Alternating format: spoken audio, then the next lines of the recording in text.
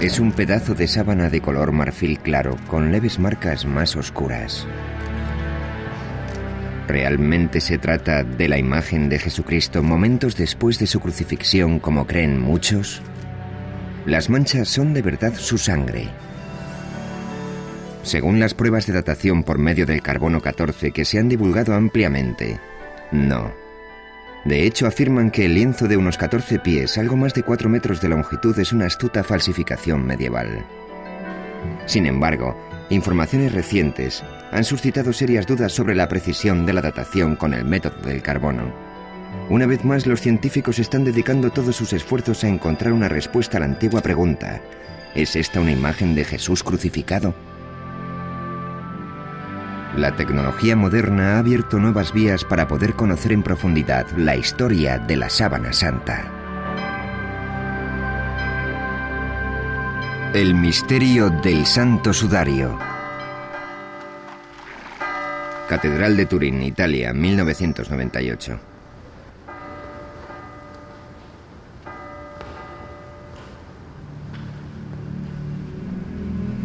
Desde el año 1400, la sábana santa o santa síndone ha salido de su caja de plata en numerosas ocasiones. Se ha colgado de los balcones para celebrar bodas a innumerables peregrinos.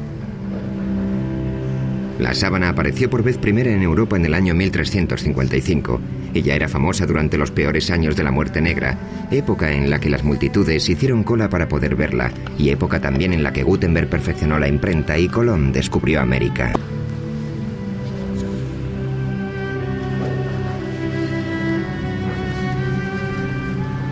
En aquel momento escaseaban las herramientas científicas y las falsificaciones estaban a la orden del día, por lo que resultaba imposible resolver la cuestión de la autenticidad del lienzo.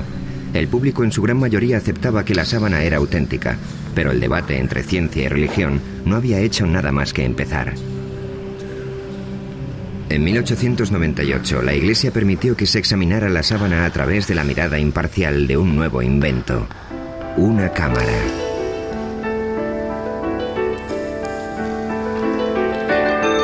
Cambiarían para siempre la opinión de la gente sobre la Santa Síndone.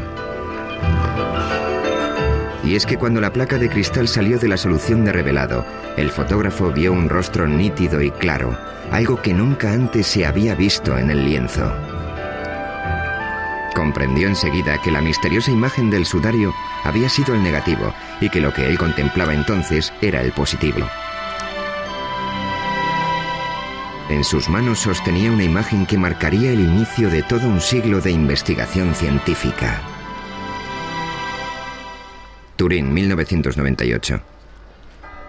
100 años después de que se tomara la primera fotografía, la ciudad de Turín se prepara para otra exposición pública del lienzo. En todo ese tiempo, la sábana santa se había convertido en la pieza de arte más estudiada de toda la historia de la humanidad. Se está preparando un nuevo emplazamiento de alta tecnología para albergarla. Se trata de una urna de aluminio y cristal para luego introducir en su lugar argón, un gas inerte. Una vez colocada la sábana en la urna, ya no se podrá exhibir y manejar con tanta tranquilidad como hasta ahora.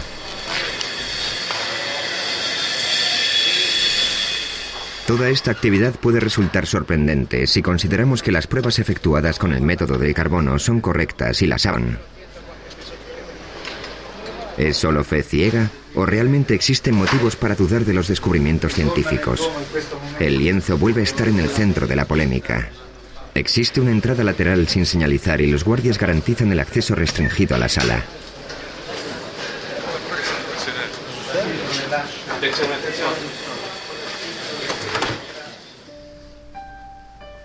A cubierto de las miradas del público, una experta suiza en tejidos cose centímetro a centímetro y con sumo cuidado la sábana a un nuevo lienzo de mejor soporte. Tan solo una cámara documenta el proceso. Para el conservador del sudario no existe duda alguna sobre quién era la persona a la que una vez cubrió este lienzo.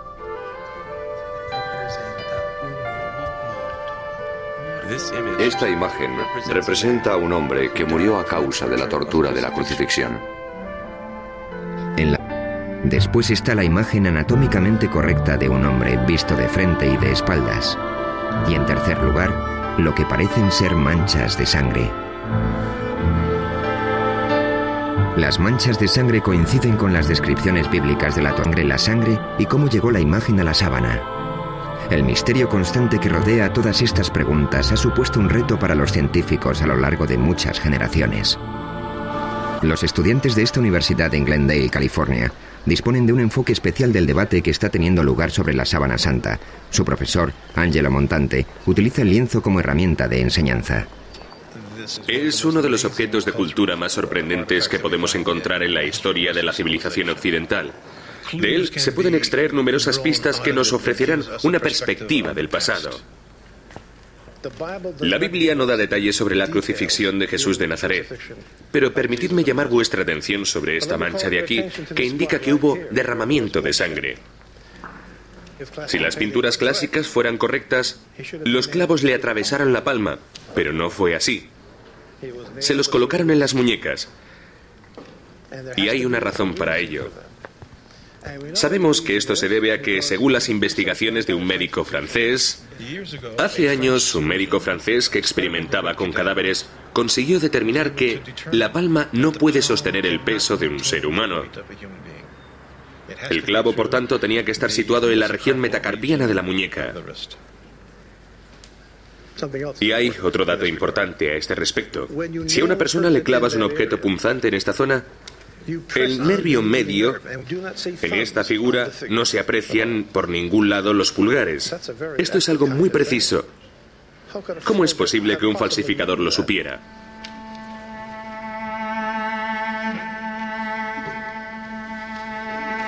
Aquí tenemos una imagen mejorada de la sábana.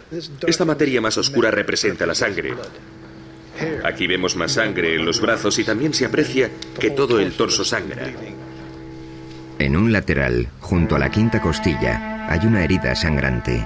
Coincide con la forma de la lanza romana que se utilizaba en la época de la crucifixión.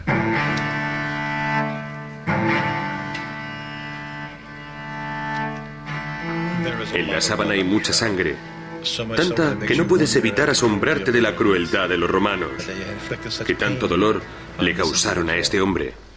La crueldad que refleja la sábana supera con creces la mayoría de las versiones artísticas de la Pasión de Cristo. ¿Por qué un falsificador habría representado más de lo que la gente esperaba ver? Las vetas de sangre no muy grandes que aparecían en la espalda y las piernas del hombre del lienzo desconcertaron a los investigadores durante años, hasta que se dieron cuenta de que coincidían exactamente con la peculiar forma del látigo del siglo I, el flagrum. Lo que tengo en la mano es una réplica de un instrumento de tortura romano llamado flagrum. Al final de cada correa podéis ver unas pesitas. Observar que entre las dos existe un espacio.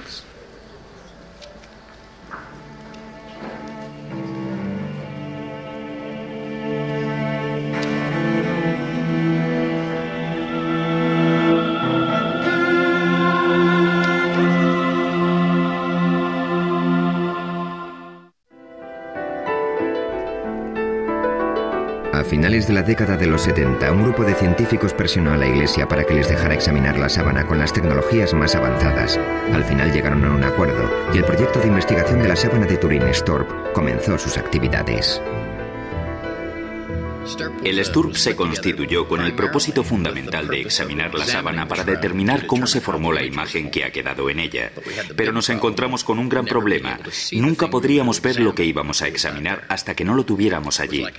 Era como una expedición a una zona desconocida de la jungla. Llevamos con nosotros una gran cantidad de tecnología, casi todos los instrumentos imaginables de que disponíamos para determinar cómo se había formado la imagen. Pensé que iba a poder entrar en la habitación, acercarme a la sábana descubierta, mirarla de cerca, ver las pinceladas y marcharme a casa. Bern Miller era otro de los científicos que tomó parte en este proyecto. También... La persona que me habló de la sábana de Turín fue Barry Schwartz. Pensé que se trataba de un cuento de hadas o algo así. Pero el objetivo del STURP era descubrir el mecanismo que había provocado la aparición de una imagen en un trozo de sábana y no en confirmar que el lienzo era en realidad el sudario de Cristo. Así que, relevados de esa responsabilidad, podíamos verla de un modo más objetivo. Por aquel entonces yo no sabía lo que era esa sábana, jamás había oído hablar de ella. El miembro del STORP, Don Lin, decidió abandonar por un tiempo su trabajo diario como director del JPL, el programa de imágenes digitales de la NASA. En aquel momento estábamos trabajando en el programa Vikingo, que consistía en un aterrizaje suave en Marte. Básicamente tuvimos un día para montar el equipo, para desembalarlo, armarlo y calibrarlo. Se suponía que en torno a la medianoche de aquel día nos entregarían la sábana, y serían las 11 o incluso un poco antes, algo muy raro, cuando bajaron el lienzo por el pasillo hasta la sala donde nos encontramos.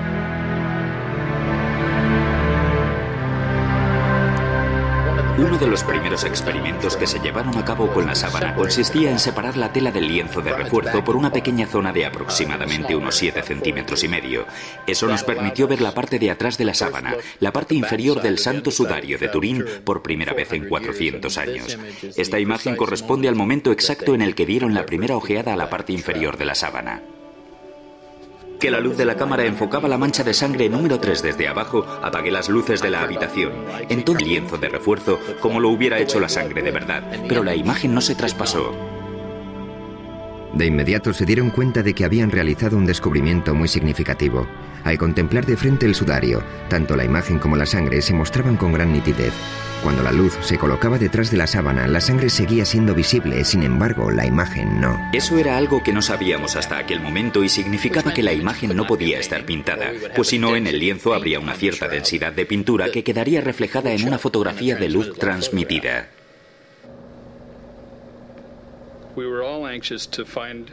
Todos estábamos deseando averiguar si la sangre era real o no. Cuando examiné por primera vez el lienzo, durante todas esas pruebas, no creí que la sangre fuera real. Era roja y parecía fresca, demasiado para una sangre con 2000 años de antigüedad.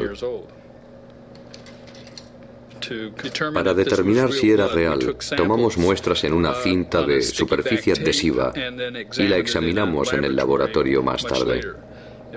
Pasaron varios meses antes de que determináramos que era sangre de verdad. En la siguiente diapositiva vemos la sangre sobre el entramado de la tela, los micropuntos de esta foto. ¿Es esta la sangre de Jesús? ¿Es la sangre de otra persona que fue crucificada por los romanos? ¿O es la sangre de un hombre inocente utilizada para crear un engaño tan extraordinario? Una de las teorías de la formación de la imagen en la sábana afirmaba que podía ser una quemadura, porque su color es muy similar al que aparece con el uso en una funda de una tabla de planchar. A una luz normal, la quemadura y la imagen parecen idénticas. Las quemaduras emiten deseosas de las quemaduras que había en el sudario, pero ni rastro de la imagen del cuerpo, lo que demostraba que no podía ser una quemadura. Y en lo referente a Kep fueron descartando una posibilidad tras otra. Los análisis microscópicos de los hilos determinaron que el cambio de color de los mismos se debía a un cambio químico, a una oxidación deshidratada, pero no sabemos qué es lo que lo origina. Las manchas de la sábana son prácticamente imperceptibles y muy complejas. Observándolas veremos que mientras una fibra ha perdido su color, la que está junto a ella lo conserva. No obstante, cada fibra mide 1/10 parte del diámetro del cabello humano. Y en algunos lugares, la imagen penetra tan solo 5 centésimas de milímetro. No hay un método conocido para reproducir tales marcas en una tela. En los últimos años se han descubierto imágenes muy tenues de flores en la propia sábana. De este área de investigación se han ocupado con gran entusiasmo el doctor Alan Wanger, de la Universidad de Duke, y su esposa Mary. Wanger desarrolló la hipótesis de que ciertas imágenes del cuerpo plasmadas en el lienzo eran impresiones de flores. Esta idea se le ocurrió a partir del trabajo del físico alemán Oswald Scheuermann. Él reparó en ese detalle, pero al principio yo no me di cuenta de qué me hablaba. Sin embargo, un poco más tarde me fijé en la imagen de una flor que se parecía mucho a un crisantemo. Y cuando me eché hacia atrás y miré la sábana en conjunto, comencé a ver muchas de esas imágenes por todo el lienzo. Obviamente, las flores fueron depositadas en torno al cuerpo en el momento del entierro. Se desconoce el propósito de las flores. Quizás se pretendiera que actuaran como aromatizantes, ya que el cuerpo se enterró con mucha precipitación, o puede que con ellas solo se pretendiera honrar al difunto. Y tras estudiar con mucha minuciosidad la sábana, creemos haber identificado en ella 28 de estas flores. Wanger estudió los detalles del lienzo y los comparó con fotografías de plantas vivas que se asemejaban a las de la sábana. Además, conseguimos determinar la época de floración de esas variedades concretas y todas florecen en marzo o en abril, es decir, en la época en que tenía lugar la Pascua judía, época de la crucifixión. Mar Muerto, Israel. La mayor parte de las plantas que identificaron los Wanger parecían ser originarias del área de Jerusalén. El matrimonio hizo partícipe de sus descubrimientos al botánico más importante de Israel, Avinoam Danin. Utilicé detalles de la morfología de las plantas y tuve el placer de confirmar sus observaciones. Entonces estuve estudiando la sábana cada vez con más atención. Señalé aquí unos 12 o 13 objetos botánicos. Una de las plantas, el Zygophyllum dumosum, fue la prueba clave para el botánico Danin. No solo vio su imagen en la sábana, sino que encontró detalles aún más precisos que los Wanger. ¿Descansó esta planta en un tiempo sobre la Santa Síndone de Turín? Aquí vemos la imagen de una Zygophyllum dumosum. La hoja de invierno es así. Y este es el pétalo. La Zygophyllum dumosum crece tan solo en un lugar del mundo, en un pequeño reducto cerca de Jerusalén.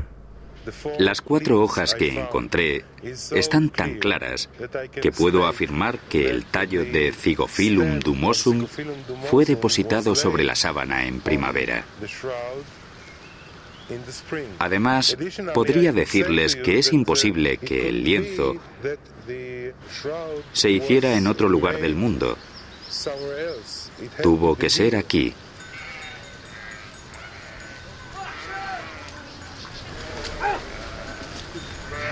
Y si había flores en torno al cuerpo, también tendría que haber polen. El polen puede durar miles de años, y a través del microscopio se pueden diferenciar y distinguir todas las variedades. Eran pistas demasiado pequeñas para el ojo humano, que esperaban la llegada del detective apropiado. En 1973, el criminólogo suizo Max Frey obtuvo una autorización para tomar muestras del polen del tejido de la sábana santa y las conservó en portaobjetos de cristal. Este hombre, que contaba con una formación en botánica, pasó años analizando su contenido de polen.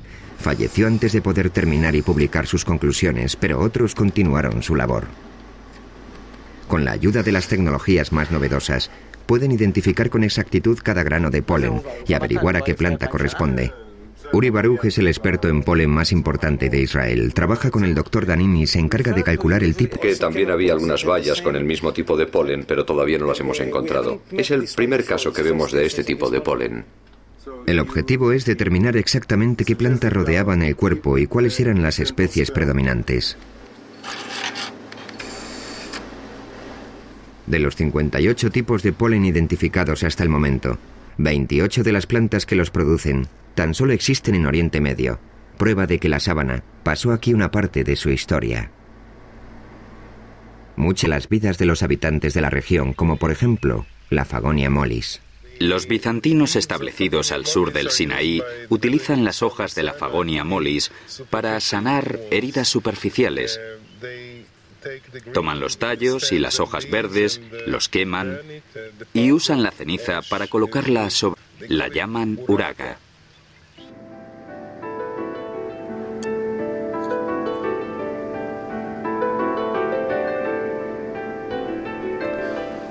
Aquí tenemos otra gundelia. En las placas normalmente hay una gran densidad de polen procedente de una planta llamada Gundelia turnefoti. Esta muestra en particular procede de una zona junto a la cabeza del hombre del lienzo. Puedes ver las espinas, ¿de acuerdo? Aquí hay una, aquí hay una, aquí hay una. La planta que dejó tanto polen en esta zona del lienzo se podría reconocer por su flor, pero es más conocida por otra cosa.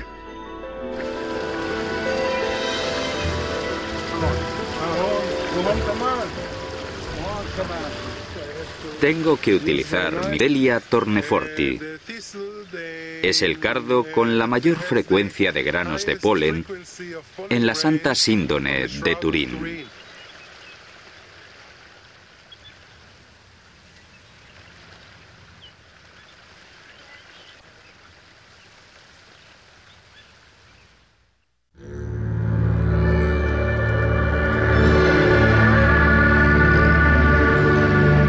En este monasterio ortodoxo griego, en las profundidades del desierto del Sinaí, encontramos una pintura muy especial de Jesucristo conocida como el Pantocrátor. Muchos investigadores están convencidos de que se pintó tomando como referencia la sábana santa. El retrato data del siglo VI.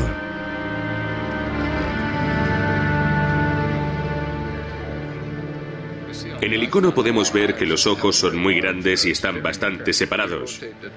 Cuando lo comparamos con la sábana, vemos que los ojos del hombre del sudario están separados y ligeramente descentrados. Si observamos... El Dr. Banger ha perfeccionado una técnica de luz polarizada para comparar las imágenes de la sábana con otras imágenes como el Pantocrátor. Si giro el filtro mientras miro estas imágenes en la pantalla, una se difuminará en la otra. Hacemos esto para comprobar la exactitud de las comparaciones. En el icono observamos lo que parece ser una lágrima que corre por la mejilla en este punto. Si rotamos la sábana descubrimos que en realidad hay una mancha, posiblemente de sangre, en el mismo lugar. Si bajamos hasta la punta de la nariz en el icono y luego pasamos a la sábana, comprobaremos que la configuración de la nariz es prácticamente exacta. En cuanto a los labios del icono, se aprecia que están agrietados. Y si contemplamos los detalles de la sábana, comprobaremos que todas esas marcas son prácticamente visibles.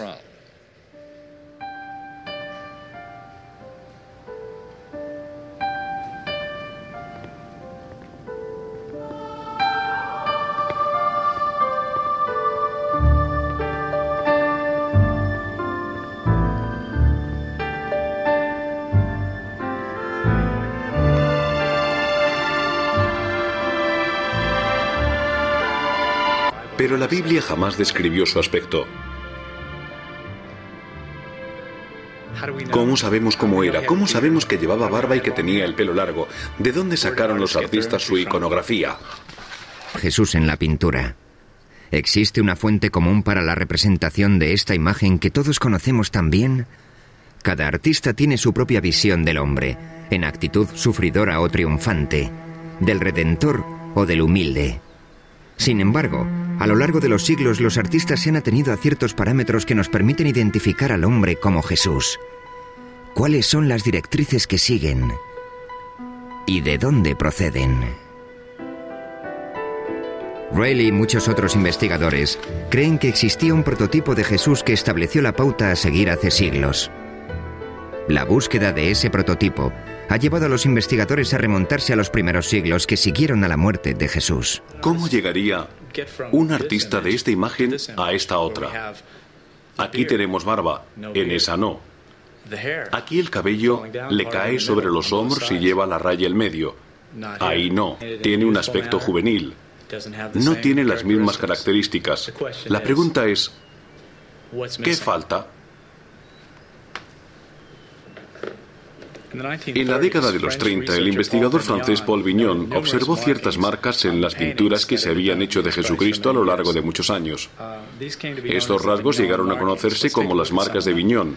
Ahora veremos algunas. En primer lugar, observen esta línea transversal que cruza la frente de Cristo.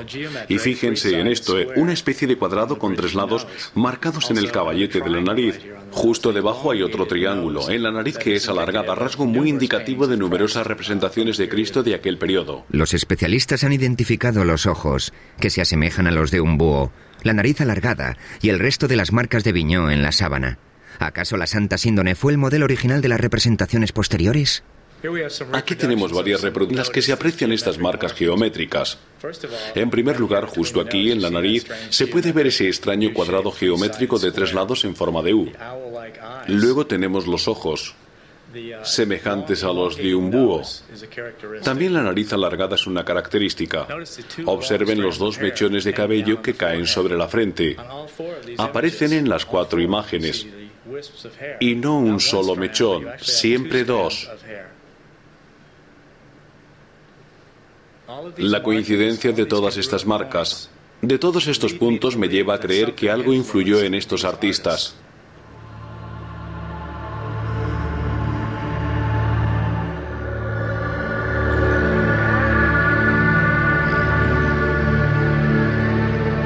Si la sábana es el sudario de Jesús, entonces su peregrinaje comenzó aquí, en el lugar donde Cristo murió.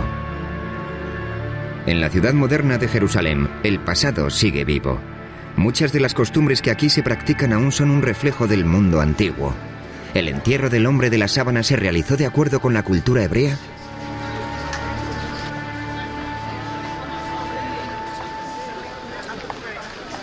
Rabbi Misha Halpern nació en los Estados Unidos y lleva muchos años viviendo en Israel. Está especializado en la vida judía durante el siglo I. Esta es la Vía Dolorosa. Mide algo más de 1,5 kilómetros de longitud. Según la tradición, es el lugar desde el que partió Jesús hacia su crucifixión. De todo el mundo han venido y siguen viniendo peregrinos para recorrer el mismo trayecto que Cristo. 20 shekels el libro. ¿Alguien quiere algo? $4. En aquella época, Jerusalén era una ciudad judía y como tal, Jesús debió ser enterrado en el contexto de la ley hebrea. Los estudiosos de la sábana creen que el entierro de Jesús, aunque precipitado, se realizó como manda la tradición judía. La Biblia judía establece que el viernes por la tarde la gente corre de acá para allá apresuradamente para terminar sus tareas antes de que comience el sábado. Y lo mismo ocurría hace 2000 años. A Jesús lo bajaron de la cruz un viernes para sepultarlo. No se puede hacer nada. No se puede trabajar. Solo se descansa. ¿Existe algún dato que certifique la existencia del sudario en los años que siguieron a la muerte de Jesús? Cuenta la leyenda que un rey que se encontraba en las proximidades de Edesa cayó gravemente enfermo y mandó llamar al ya había muerto, pero al rey le entregaron un lienzo que llevaba su imagen. El rey Abgar sanó inmediatamente y el lienzo milagroso comenzó a ser conocido con el nombre de El Mandilión. Así fue como en todo Oriente Medio se veneró el mandilión como la imagen de Cristo, y la ciudad de Edesa se convirtió en un centro para la cristiandad. Mandilión es una palabra que significa toalla pequeña. En esa tela había una cara de Jesús pintada sobre un fondo estilizado y normalmente aparecía enmarcada. Si el mandilión era la sábana santa, ¿por qué en él solo aparecía el rostro? Entonces solo se decía de ella que era un lienzo con una cara, pero Ian Wilson, el historiador inglés, afirma que existe una palabra clave para explicarlo en los documentos antiguos, tetradiplón, que significa doblado en 4. Si doblas el lienzo en 4 partes, al final lo que tienes es un pequeño rectángulo con el rostro en el centro. ¿Podría la sábana de Edesa ser la Santa Síndone doblada en 4 para mostrar solo la cara? La sábana en sí mismo es el mapa que mejor nos permite ubicarla en el pasado. Comienzas siguiendo una pista que te lleva a otra y así sucesivamente. Voluntarios, por favor. En 1978 el equipo del STURP descubrió un cierto número de pliegues en el lienzo, de los cuales 8 eran bastante prominentes. Fotografías con luces de descomposición demostraron que sí, que por supuesto la fotografía no puede decirnos cuándo se hicieron, pero de lo que sí da fe es de que al menos una vez en su existencia ese lienzo se dobló 8 veces.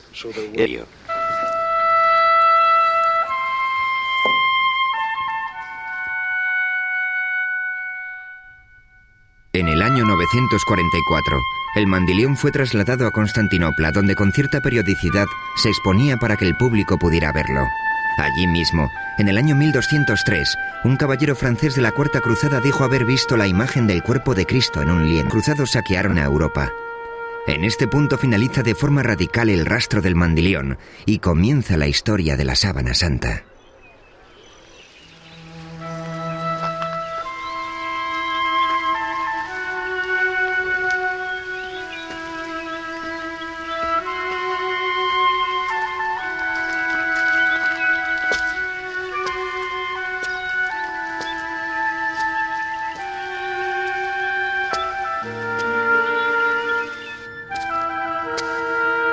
Esto es una cueva a las afueras de Jerusalén que posiblemente es muy similar a la que sirvió de sepulcro a Cristo.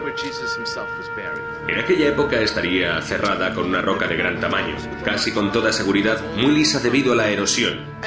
Así es como la Biblia cristiana describe la sepultura de Jesús. Cuando el equipo del Storb examinó la parte posterior de la sábana, Al investigar el mineral descubrieron que se trataba de una piedra caliza, por decirlo de alguna manera. Una caliza muy rara y autóctona de una zona situada en las afueras de Jerusalén.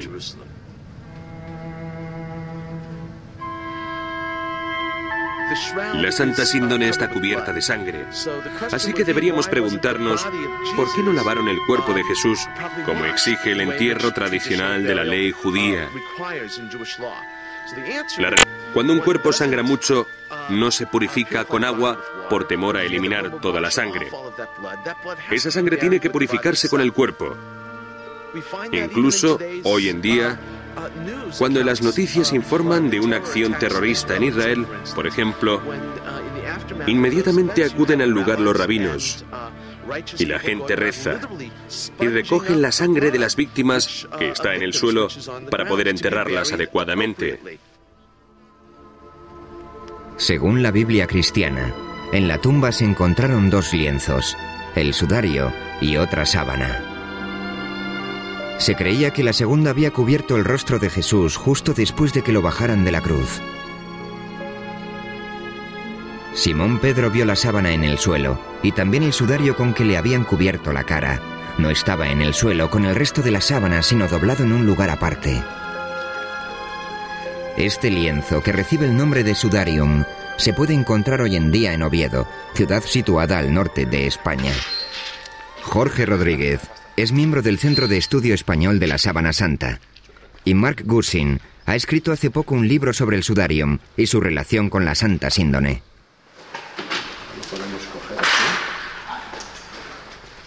El sudarium está cubierto de sangre, pero en él no hay imagen alguna como sucede en la sábana.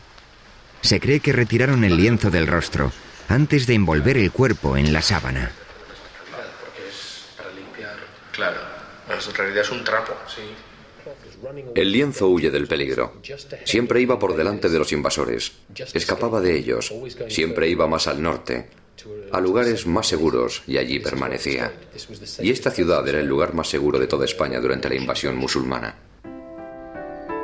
Fuera de Jerusalén, su viaje comenzó en el año 614 para escapar del ejército persa, que no cesaba en su avance. Llegó primero a Alejandría, pero se fue moviendo en repetidas ocasiones hacia el oeste, a lo largo de la costa africana, hasta que por fin llegó a Toledo, en la España cristiana. Cuando en el año 711 los musulmanes invadieron la península ibérica, el sudarium fue llevado a toda prisa al norte, a las montañas, y una vez allí lo ocultaron en una cueva.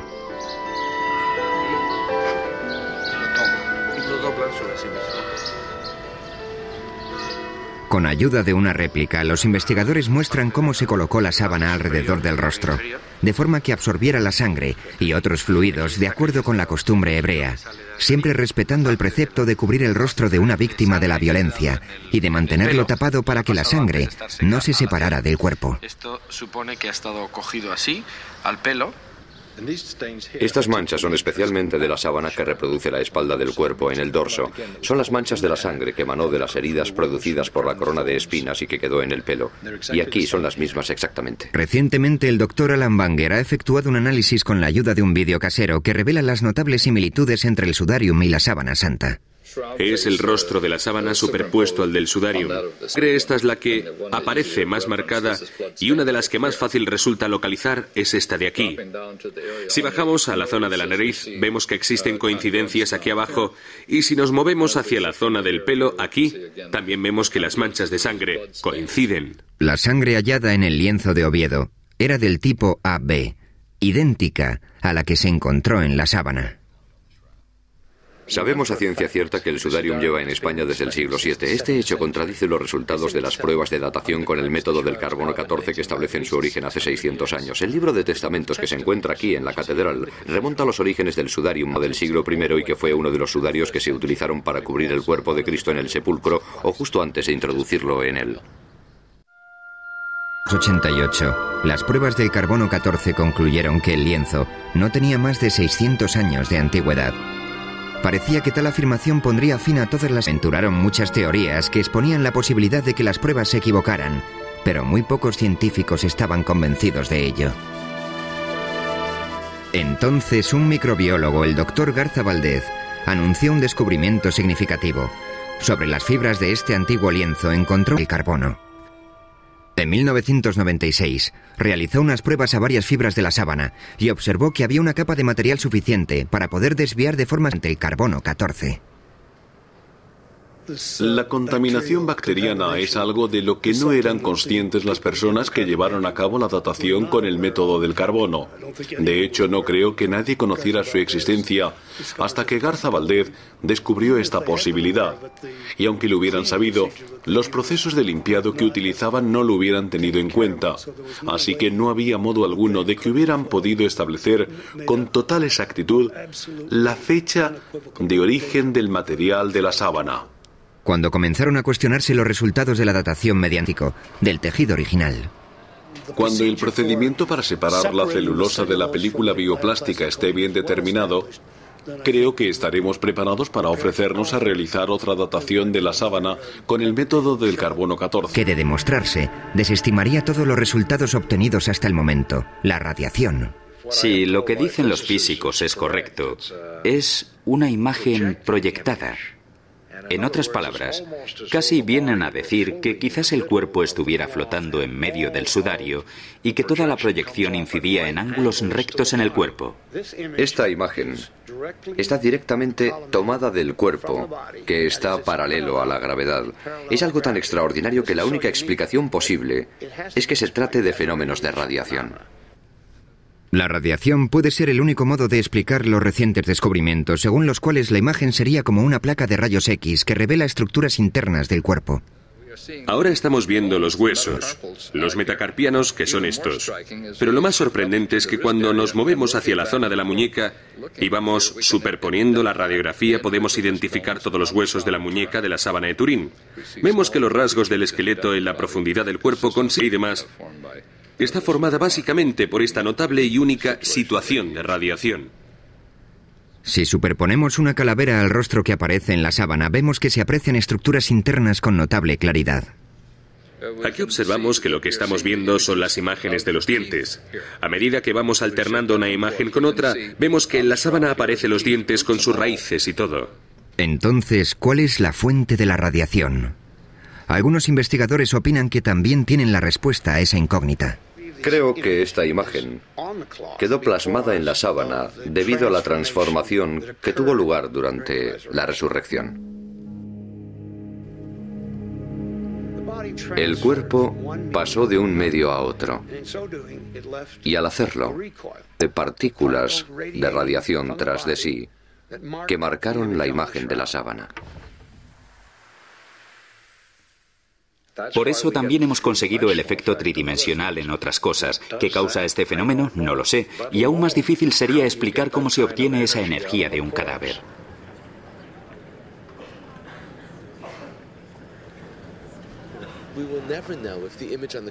Nunca sabremos si la imagen que se ve en la sábana santa era la de Jesús. La fascinación que produce el lienzo en sí mismo es que nos vincula a todos con una muerte, con la muerte de una persona. Esta sábana simboliza los grandes temas que representa la vida tras la muerte. ¿Hay un mundo después de la muerte? ¿Cuál es el significado de la sábana? No creo que sea esencial para la fe de nadie, pero en el mismo capítulo 20 del Evangelio de Juan, en el que se narra el descubrimiento del sudario en la tumba vacía, también podemos leer las dudas de Tomás. Creo que en el siglo XX sigue habiendo mucha gente cuyos certificados de nacimiento espiritual son de Missouri, es decir, que tienen que ver para creer.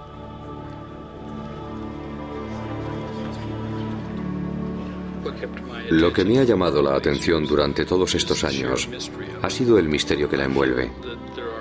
Creo que en la sábana hay claves que todavía no se han revelado o que no son evidentes y claras para la gente que contará la historia de la Santa Síndone y de cómo se creó. Sabía que la gente me preguntaría si había vivido grandes experiencias religiosas o algo así.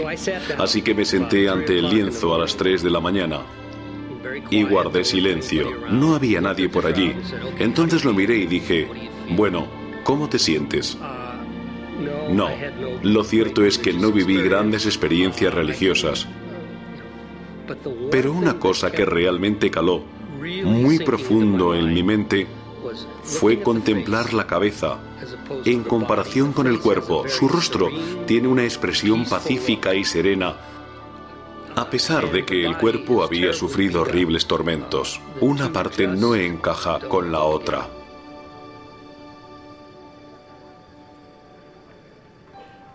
Nuestro equipo pasó cientos de miles de horas estudiándola y después de todo ese tiempo, al recordar que nuestro principal objetivo era determinar cómo se formó la imagen, hubimos de reconocer que no teníamos nada.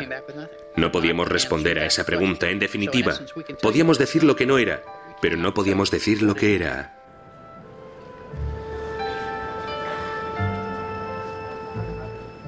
La teología no debería entrar en conflicto con la tecnología. La razón jamás podrá probar la divinidad de Cristo. La ciencia puede exponer una afirmación teológica. Como mucho puede decir, posiblemente este lienzo sirviera de sudario a Jesús de Nazaret. Pero la pregunta que planteó la teología es, ¿quién creéis que soy? Ningún laboratorio científico puede responder a eso. Todavía sigue correspondiendo al individuo revisar las pruebas de que dispone y decidir por sí mismo qué es en realidad la sábana de Turín.